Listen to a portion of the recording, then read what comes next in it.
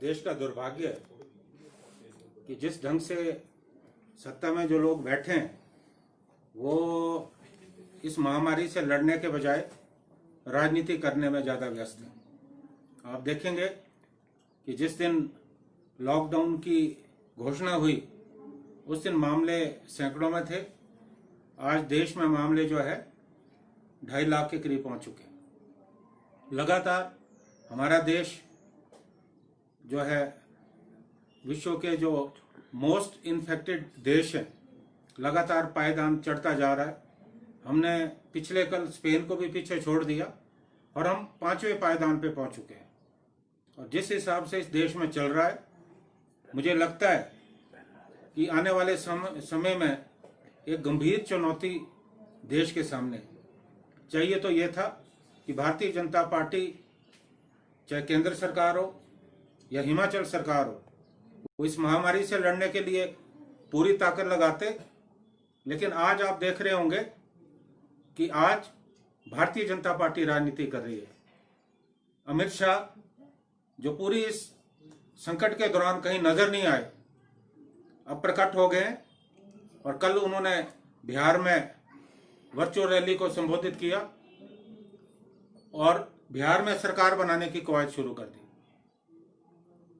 मैं ये कहना चाहता हूं कि उसी तरह से जो भारतीय जनता पार्टी का कार्यक्रम पूरे देश में आया है, हिमाचल प्रदेश में भी जो है, जो मैंने आज अखबारों के माध्यम से मुझे जानकारी प्राप्त हुई कि रविशंकर और स्मृति ईरानी जो है वर्चुअल रैलियों की शुरुआत कर रहे हैं। इन रैलियों का मकसद क्या है?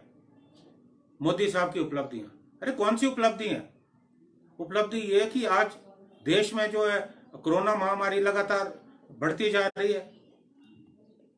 कौन सी उपलब्धि है? कोई मजदूरों के लिए, किसानों के लिए, बागवानों के लिए, कोई मध्यम वर्ग के लिए, कोई युवाओं के लिए इन्होंने कुछ किया? आज देश को ना मोदी साहब का, ना उनके जो मंत्री हैं, नेता हैं, ना उनका प्रवचन चाहिए, ना भाषण चाहिए। आज युवाओं को रोजगार, मध्यम वर्ग, व्यापार, छोटे व्यापारी, किसान, बागवान, छोटे व्यवसायी, उनको राहत और गरीबों को राशन चाहिए। मैं ये कहना चाहता हूं कि जिस ढंग से भारतीय जनता पार्टी राजनीति कर रही है, इससे देश को नुकसान होने वाला है। चाहिए ये था कि आप ऐसे कार्यक्रम इस देश में बनाते कि आपके पास इस महामारी से लड़ने के लिए क्या एजेंडा है। लेकिन जो ये रैलियां कर रहे हैं, जो इन्होंने कवायद शुरू की है, वो वास्तव में मैं समझता हूं आज की स्थिति में उसकी कोई जरूरत नहीं थी। मेरा सरकार को सुझाव है कि जिस तरह आज कांग्रेस पार्टी, हमारा जो आला कमान है, श्रीमती सोनिया गांधी है, राहुल गांधी है, वो इस बीमारी से लड़ रहे हैं। राहुल गांधी बराबर जो है लोगों से मिल रहे हैं। तो मेरा ये अनुरोध रहेगा कि भारतीय जनता पार्टी राजनीति करना छोड़े। और हिमाचल प्रदेश में भी वही स्थिति है। 15-16 मार्च को जब ये पोंटा साहब में अपनी बैठक कर रहे थे, तो कांग्रेस पार्टी उससे पहले अपने सारे राजनीतिक कार्यक्रम हमने रद्द कर दिए थे। हम लोगों के बीच में जा रहे थे। तो मैं ये कहना चाहता हूं कि आज भारतीय जनता पार्टी को इस देश की जनता की कोई फिक्र नहीं है। ये सिर्फ राजनीति और राजनीति करना चाह रहे हैं। और रही मोदी साहब की उपलब्धियों की बात, इस देश के लिए उनकी अभी कोई उपलब्धि नहीं है। मेरा तो ये आग्रह है कि तमाम ताकत अगर ये लगाना चाहते हैं तो इस महामारी से लड़ने के लिए लगाएं। या फालतू की राजनीतिक स्टंटबाजी जो है आज छोड़ने की जरूरत है। और जितना पैसा ये इन रैलियों में खर्च कर रहे हैं, सैकड़ों हजारों की संख्या में जो एलईडी खरीदे जा रहे हैं, ये पैसा कहां से आ रहा है? एक तरफ सैकड़ों मजदूर मर रहे हैं, मजदूरों को घर जाने के लिए जो है परिवहन की व्यवस्था नहीं है। दूसरी तरफ ये करोड़ों की संख्या में जो इन्होंने कार्यक्रम बनाया है, उसमें करोड़ों रुपया खर्च होगा। वो कहां से आया भारतीय जनता पार्टी के पास? इसका ये जवाब दे।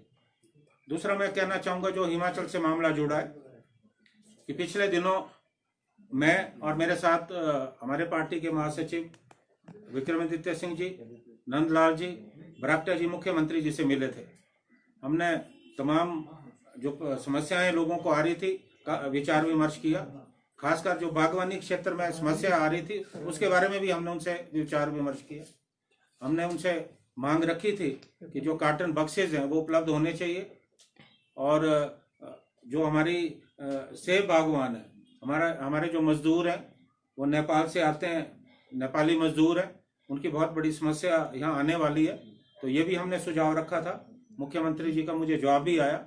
अभी कुछ हलचल हुई है, अभी मुख्यमंत्री जी का बयान आया कि जो नेपाली मजदूर है उनको यहाँ लाने की जो है बात चल रही है, वो अथॉरिटी से बात कर रहे हैं। ये 5,000 करोड़ की अर्थ की है।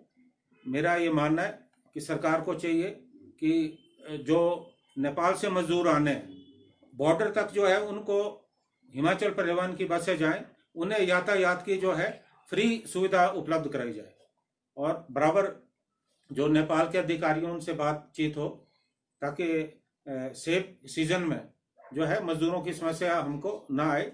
इस बारे में सरकार को जो है प्रभावी कदम उठाने की जरूरत है। और जो व्यापारी बाहर से आ रहे हैं या अभी जब सेब सीजन शुरू होगा उनको भी यहाँ रियायतें दी जाए, और एक प्रॉपर प्रोटोकॉल के तहत एक मेडिकल जांच के बाद जो है यहाँ लाया जाए, व्यापारियों को भी लाया जाए, ताकि सेब सीजन में सुचारू रूप से हमारा जो विपणन है उसकी व्यवस्था जो है ये सरकार सुचारू रूप से करे।